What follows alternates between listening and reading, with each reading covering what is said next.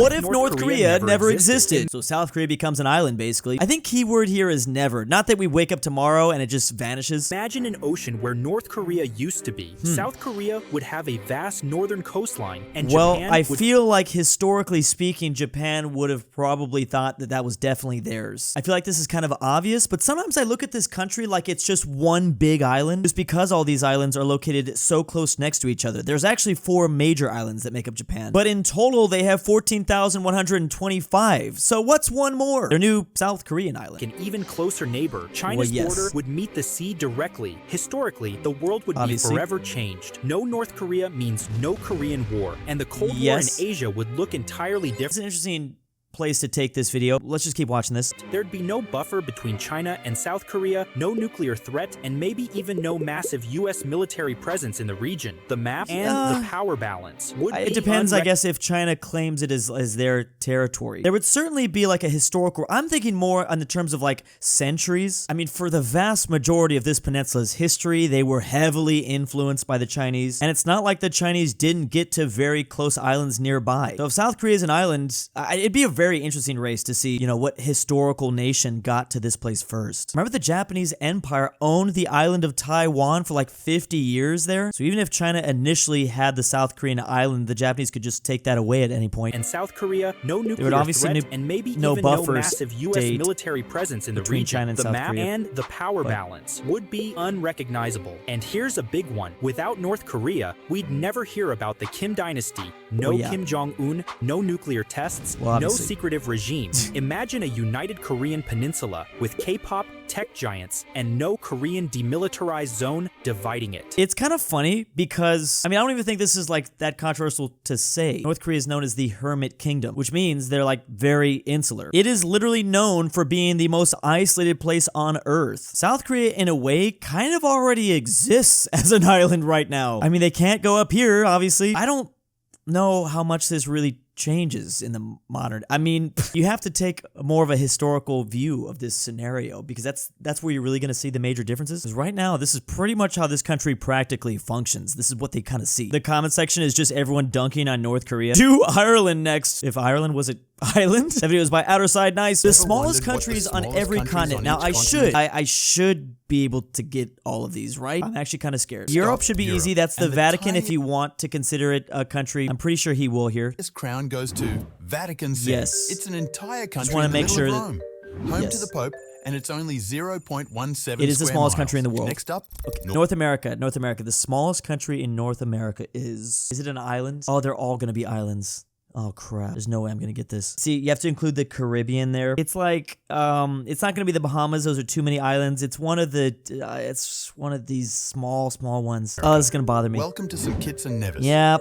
I was never gonna pick that, but I knew that was 104 square miles. Yeah. But it's packed with beaches and volcanoes. Oh yeah, beautiful place. South America. Okay, this one might be a little bit easier. South America might be the only, oh wait, isn't there islands north of Venezuela? Well, if it wasn't for that, I think it would be Uruguay, right? But it's gonna be an island. Suriname takes the Oh title. crap, I got that. Okay, dang, I'm just making myself look like an idiot. Suriname, why did I forget that one? So these don't count because this is UK territory and French territory. It's Suriname and then Uruguay. Uruguay is smaller than Ecuador. I don't know why, I was thinking like either Aruba or Trinidad and Tobago. Technically, Google says that's a South American country. But it's got 90% rainforest. Yes. Next up, Australia. Australia is the only continent and the smallest country here. I mean, they should have done Oceania. But technically, it's the smallest country on the continent. In Africa, this is funny. It's we have Comoros? Seychelles. Seychelles! With 115 islands, it's a postcard-perfect paradise in the Indian Ocean. I just want to make sure I get that one. There? And then in Asia, it is Singapore, right? Singapore. Asia, we've got the Maldives. Oh my goodness, I'm getting killed right now. I bet you the comment section, there's a lot of arguing going on in the comment section though. Geography just has a lot of things to argue about. Of course, the first thing has Australia and Oceania fighting. Something's wrong about this video. Australia and Oceania, the island country of Nauru, deserves a mention. Yes, that's a tiny one. Singapore, am I a roach? Man, geography is really funnily like controversial. Funnily, I'm just making up words now, but it's kind of weird how that goes. Cognize, very nice. The real names of countries you thought you knew. So we're immediately starting off Germany and Deutschland. There's Japan and Nippon. Nippon. There's India and, dang it, why am I forgetting India? I'm completely blanking. It has different names too, like Alamein in French or Alemania in Spanish. Yeah, basically almost every country, that's not true. I was going to say, a lot of countries, maybe every country, has, different names in different languages. I mean, every single language has their own, like, naming system. For instance, I was just looking up this world map of the Maori language and the names for all those places. France is literally called Wee. And of course, Japan is next. The real name of Japan isn't Japan. In Japanese, it's called Nihon or Nippon, which means the origin of the sun. That's why it's often referred to as the land of the rising sun. Okay, India, that makes sense. also Here we go. known That's as the one I was... golden bird is known by its ancient name Bharat in Hindi. Bharat. The name that's India what I was forgetting. comes from the river Indus, but Bharat has roots in ancient Indian script. Interesting that it comes from that river specifically because, I mean, their modern day territory, they don't really have that anymore. I'm guessing that's a pretty controversial thing. They got the top part, but even that they're fighting for. A lot of crazy stuff going on up here. Egypt isn't Egypt in Arabic. Locals call it Mizar. The name Egypt comes from the ancient Greek. Oh yeah, and this reminds me of Greece, Hellenica, something like that. We'll talk about Greece next. Finland is known as Suomi to the Finns. Suomi. Next time you visit, remember to say Suomi and impress the locals. Thailand's real name is Prathet Thai, which means land of the free. That makes perfect sense, considering it's one of the few countries in Southeast Asia never colonized by a European power. The few countries in Southeast Asia, it's the only country in Southeast Asia that was never colonized by European power. But this makes me think this would be such a fun geography test to go to every single country and try to figure out like its actual original name, like in its actual language. There's got to be like a geography test like that. It'd be so hard, but definitely doable. A lot of the Spanish countries would be pretty easy because in English we already use their Spanish names. Well, except for Spain, that's España. Yeah, that'd be a fun test. Basically, did you know that other countries have their own languages? You will not impress a single person in Finland by saying Suomi. You will impress them by not speaking even a word to them. Also, don't smile. Oh, that's right. Austria is Österreich. Countries that used to exist. This should be a fun one. I mean, I can think of so many off the top of my head just as a history nerd. Qing Dynasty, Yugoslavia, the Ottoman Empire, Charlemagne's Empire, the Mali Empire. I hope this is not just going up based off of different government types. You know, like Germany has existed, but Germany has existed in different forms, drastically different forms throughout the last 150 years. History. Yugoslavia. Okay, there we go. See, that's this very country different in the Balkans broke up in the 1990s after a series of brutal wars. Yes. Now it's split into 7 independent nations. That's really beautiful. I like that. I like that animation of Yugoslavia there. Oh, East Germany. Okay, that's fair. East Germany is a country that does not exist. I feel like it has to have different borders for it to be a country that doesn't exist anymore. You know, you can't just say something like the no-no Germans of 1940s. World War II, Germany was divided. Yes, because West Germany absorbed East Germany until basically. 1990, when the Berlin Wall fell and the country reunited with the West. There you go. Rhodesia. This country Rhodesia. Wow, that's a out of all the countries to have picked, that's a controversial one. Wow. As the third pick, that's crazy. I guess that's definitely going to increase engagement. 1965 to 1979. Ooh. After a civil war. Yeah, the Rhodesia Bush nation War. of There's Zimbabwe, so many memes about there. Now it's called Zimbabwe. Formed by Grand Colombia. Bolivar Okay, in yes. the early 18th. See, that's funny because like obviously the name is different, but it's also similar to Colombia now. But the borders and its history drastically different. Fun fact: that's why a lot of these countries still have these stripes, these specific colors, and these stripes in their flag to this day. It included Colombia, Venezuela, Ecuador, and Panama. Yes, but he wanted to take it all broke over. It apart after just 12 years. Simon was trying to take over all of South America. This huge empire dissolved after World War I, splitting into Austria, Hungary. Look at all of the different nations that it now would encompass, and they were all speaking different languages. Now, I do understand, like, you know, just having like one single popular language is not the only factor to have a country. Countries can be successful and have a diverse array of languages, obviously. But look at how crazy this one is. I mean, there's just so many of them in this one, and it's not like there was like a pure, like it's not even like there was a language that got to 48% of the majority. And several it was all pretty divided. These countries may be gone, but their stories live on. Yes. Yeah, I would not have chosen those specific ones, but that made it entertaining. My biggest flex is that I have a pot, and at the bottom of it, it says made in Yugoslavia. I would love something like that. I really want a product from old 90s Yugoslavia. And it's split into 7 independent nations, Serbia, and I took that personally. Oh, South Vietnam is also a good example. Also Central America, all those nations were united at one point. East Pakistan is an interesting example. I feel like I wouldn't have included that one just because it's essentially the same borders, even though they did become independent from Pakistan. Again, those videos were recognized. These countries fell off hard.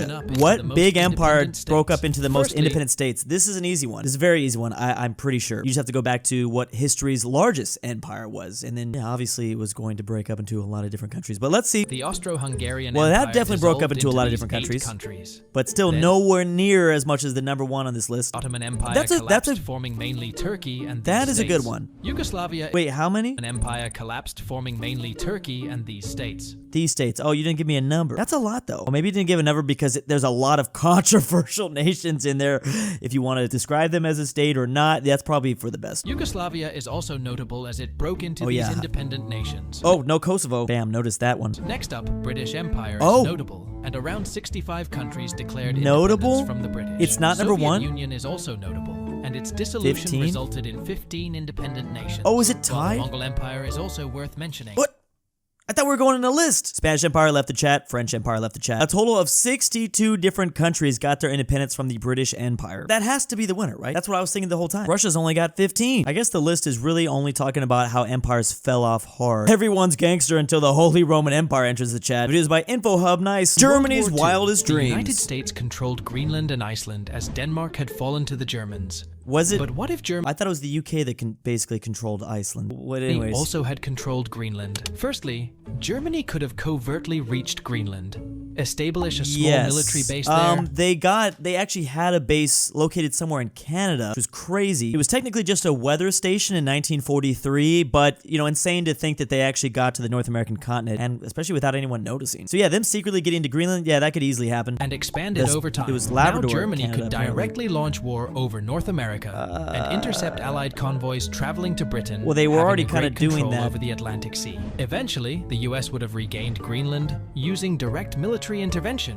And the German occupation of Greenland would have been short-lived. Yes, I do agree with that. Okay. I wasn't sure where this video was going to go. I thought this was going to be the most insane theory of my entire life. Bro forgot that Germany would never get a base in Greenland because of the British Navy. Yeah, remember the British Navy still had all the power. Obviously, the U-boats terrorized the US and British Navy, but they still didn't control the seas. Believe it or not, the USA wasn't in the war at the time of the fall of Denmark, so Denmark ceded Iceland and Greenland to the UK as it was the only countries left standing. Yeah, remember the US didn't join until 1941, and Denmark collapsed in 1940. I feel like talking about Germany's wildest dreams, I probably would have gone more in like the eastern route. I mean, the video is going to get more engagement if you specifically talk about the US, but Germany really wanted the Soviet Union. Them just taking over all of that territory was probably their most achievable and realistic dream. I'm sure they wanted US territory eventually, but that was really far-fetched and probably not going to happen. Just being real. Again, that was about InfoHub. Russia breaks all geographical rules. Russia is an absolutely massive country. The second place country, Canada, you could double their territory, and only then would they get close to Russia's size. Kaliningrad is the westernmost territory of Russia,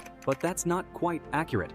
While Kaliningrad is indeed Russia's westernmost region in Europe, and serves as a strategic outpost from which Russia exerts influence over Europe and NATO, it's not Russia's true western edge. The Western Hemisphere begins at the prime meridian in Greenwich and extends 180 degrees westward. Interestingly, if you look closely, there's a piece of Russian land. That is oftentimes why a little piece of Russia will be displayed on like flat maps. Certain projections will have that like little in the edge. Western Hemisphere. This area is part of Chukotka Autonomous Okrug, located across the Bering Strait from Alaska. And there's like 3 people that live there. Because the hemispheric border cuts Chukotka in 2. This means that Chukotka is both the western and easternmost state in Russia.